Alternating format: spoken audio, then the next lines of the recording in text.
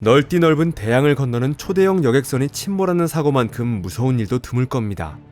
그런데 참 묘한 인연인지 20세기 초반 민간 오션라이너의 대형 참사가 불과 3년 사이에 2번이나 거의 같은 시기에 일어났습니다. 하지만 타이타닉호의 사고에 비하면 루시타니아호 침몰에 대해선 알려진 내용이 훨씬 적습니다. 여러분 안녕하세요. 그런데 이 두 참사는 희생자 수만 놓고 보면 거의 비슷합니다. 두 경우 모두 당시 기준으로 세계 최대급 여객선이 침몰한 대형 사건이었습니다. 하지만 아마도 공통점은 그 정도뿐일지도 모르겠습니다. 가장 큰 차이점은 타이타닉은 자연의 힘에 의해 파괴된 반면 루시타니아는 사람의 손에 의해 침몰했다는 점입니다. 그래서 루시타니아호의 침몰 과정은 타이타닉에서 벌어진 비극적인 사건보다 어떤 면에서는 더 끔찍하게 느껴질 수 있습니다. 여러분, 이것은 토픽입니다. 자, 그럼 지금부터 시작해볼까요?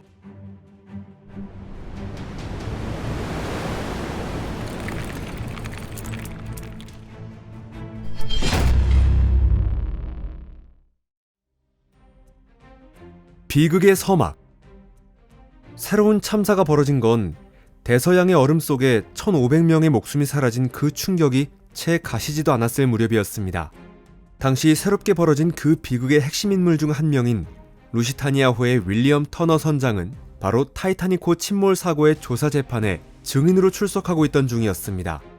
타이타닉호의 선장이 빙산 충돌 위험을 무시한 채 과속 운항을 한 점을 강하게 비판했던 것도 바로 이 터너 선장이었습니다.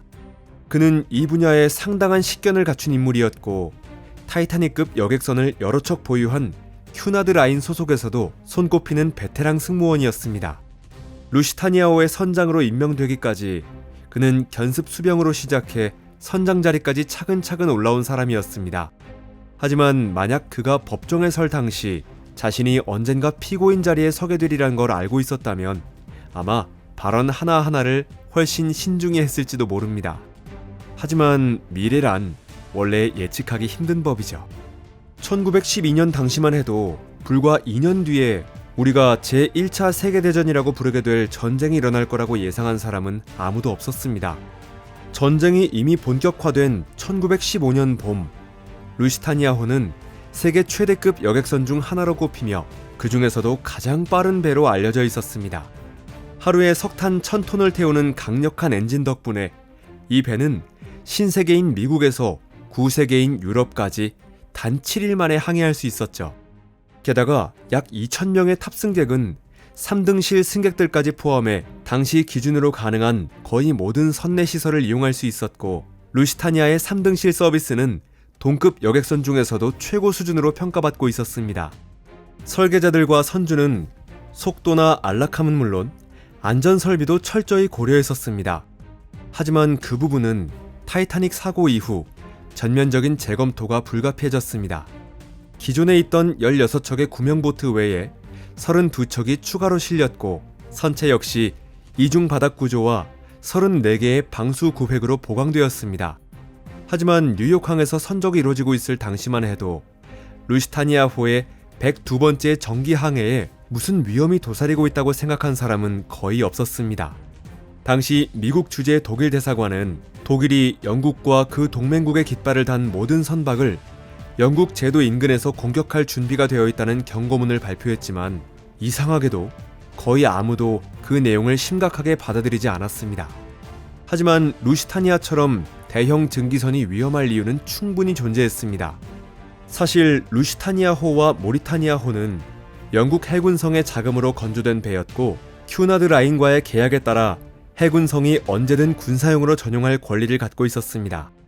모리타니아호의 경우 그 권리가 실제로 행사되어 개전과 동시에 징발돼 군함으로 개조됐습니다.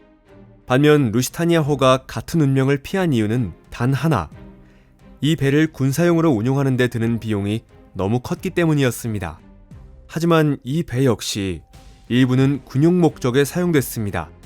실제로 이번 항해에서도 루시타니아호의 화물칸엔 1등석 손님용 진미와 샴페인 같은 식료품 외에도 탄약과 군수품 상자가 함께 실려 있었습니다. 이 기타 군수품이 구체적으로 무엇이었는지를 두고 논란이 불거진 건 사고 이후의 일이었습니다. 그리고 1915년 5월 1일 루시타니아호는 웅장한 오케스트라의 연주 속에 정오 12시 30분 뉴욕 부두를 떠나 리버풀로 향하는 마지막 항해를 시작하게 됩니다. 독일 잠수함의 항해. 루시타니아호가 화려하게 출항하기 하루 전인 4월 30일 독일 북서부의 항구에서 한 척의 잠수함 U-22 조용히 항해를 시작했습니다. 이 잠수함을 지휘한 사람은 당시 30살의 젊은 장교 발터 슈비거 중위였습니다.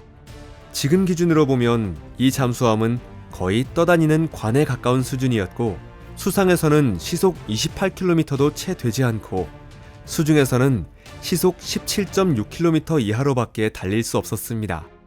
게다가 수면 아래에서 떠오르지 않고 이동할 수 있는 거리도 최대 150km에 불과했습니다. 잠수함 내부의 대부분은 바닷물을 채우는 탱크로 가득 차 있었죠. 35명의 승무원은 가운데 있는 좁디 좁은 선실에서 서로 몸을 부딪히며 지냈고 쾌적한 생활은 애초에 기대할 수도 없었습니다. 항해 중에는 몸을 씻을 수도 없었고 단 하나뿐인 화장실에 오물이 넘쳐 선실로 흘러드는 일도 비일비재했습니다. 그럼에도 불구하고 이 잠수함은 당시 기준으로는 매우 무서운 전함으로 여겨졌고 독일 해군이 자랑하는 최정예 잠수함 20척 중 하나로 평가받았습니다.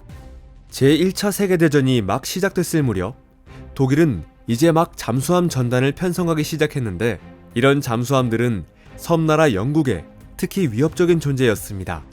본질적으로 독일 잠수함은 과거 사략선의 역할을 이어받은 존재로 바다에서 가장 지저분한 일을 도맡아 하는 해적선이나 다름없었습니다.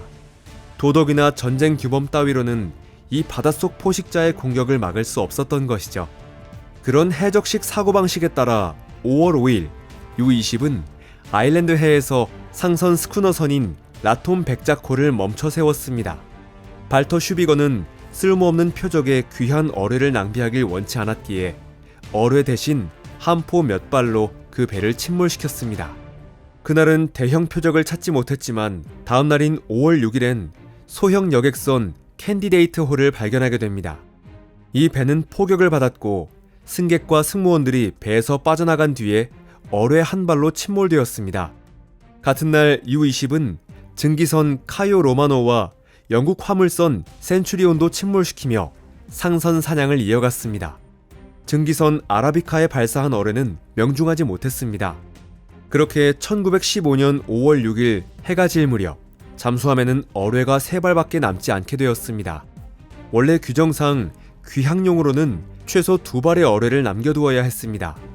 게다가 그날 저녁엔 짙은 해무가 깔리면서 시야가 거의 보이지 않을 정도로 악화되어 항해 중 다른 배들과 충돌할 위험도 커졌습니다. 이런 상황을 종합적으로 판단한 끝에 발터 슈비거는 기지로 돌아가기로 결정을 내렸습니다. 운명의 조우.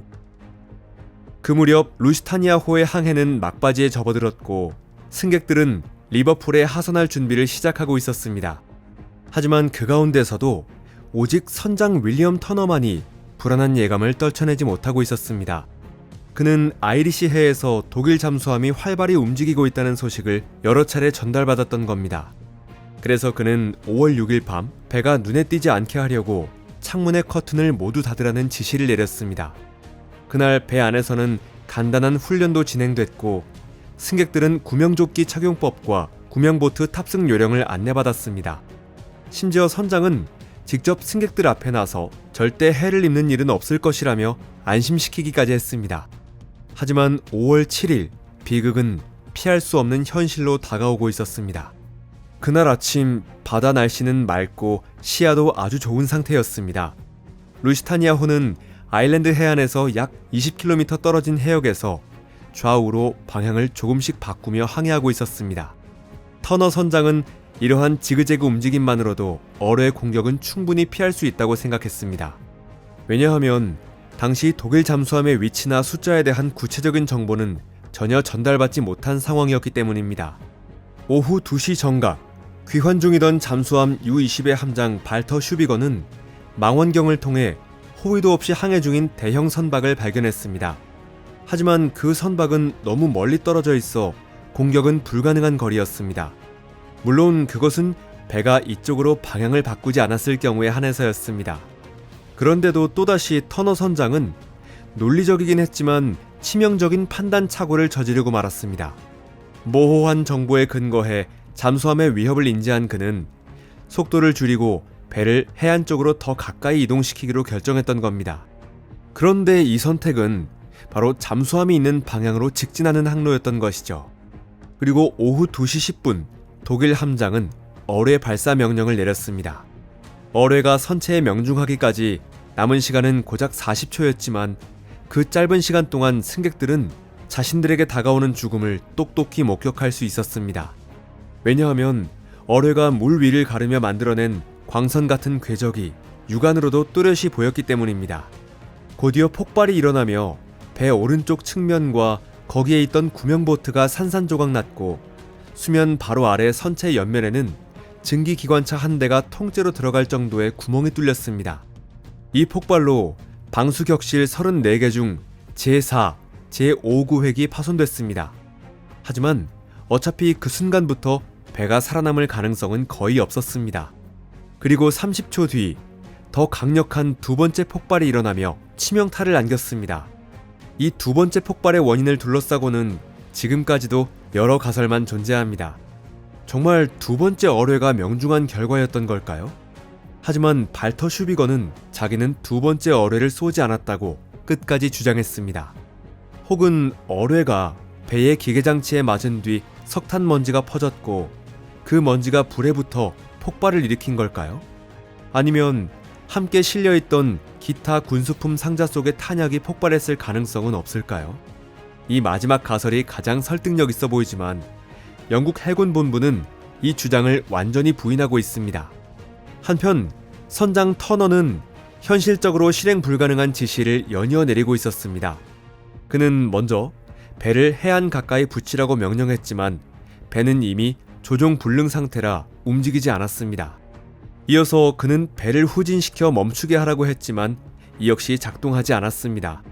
결국 제어를 잃은 루시타니아호는 관성에 따라 앞으로 계속 나아가고 있었습니다. 이에 선장은 승객들에게 배를 버리고 탈출하라고 명령했습니다. 하지만 그 명령은 질서 있게 이행될 수 없었습니다. 배가 옆으로 기울어져 있었기 때문에 한쪽의 구명보트는 선체에 밀착되어 꺼낼 수 없었고 반대쪽 보트는 너무 멀리 떨어져 접근이 어려웠기 때문입니다. 그 결과 총 48척의 구명보트 중 실제로 바다에 내릴 수 있었던 건 오른쪽의 6척뿐이었습니다. 어떤 사람은 구명조끼를 입고 있었고 어떤 사람은 입지 못했지만 대부분은 바다로 뛰어들어 남은 배 잔해에 매달리는 수밖에 없었습니다. 물온도는 섭씨 11도 정도로 차가웠기 때문에 폭발 직후 살아남은 사람들 대부분은 구조되기도 전에 저체온으로 사망했습니다. 그렇게 거대한 루시타니아호는 오후 2시 28분 어뢰 명중 후 18분 만에 바닷속으로 가라앉았습니다. 배의 뱃머리는 이미 해저에 닿은 상태였고 선미는 여전히 수면 위로 튀어나와 있었습니다. 실제로 배 길이는 약 93m였고 침몰 지점의 수심은 그 3배에 달했습니다. 이 비극으로 1197명이 목숨을 잃었고 763명이 살아남아 생존율은 약 40%에 불과했습니다. 윌리엄 터너 선장도 생존자 중 한 명이었습니다. 재판 결과 그는 전면 무죄를 선고받았지만 이후 회사는 그에게 아주 작은 선박밖에 맡기지 않았습니다. 그 뒤로도 터너는 불운에서 벗어나지 못했습니다. 1년 반 뒤 그가 지휘하던 또 다른 배가 독일 잠수함의 공격을 받아 150명이 목숨을 잃었습니다. 터너는 그 사고에서도 기적처럼 살아남았고 6년 후에 은퇴했습니다. 한편 루시타니아호를 침몰시킨 장본인 발터 슈비거는 진급해 더 강력한 잠수함을 지휘하게 됩니다. 하지만 1917년 그 잠수함은 기뢰에 부딪혀 폭파되었고 슈비거를 포함한 전원이 사망했습니다. 이 영상이 흥미로우셨다면 SNS에서 친구들에게 공유해주세요. 그리고 좋아요 버튼도 꼭 눌러주시면 큰 힘이 됩니다. 시청해주셔서 정말 감사합니다. 그럼 다음에 또 만나요. 안녕히 계세요.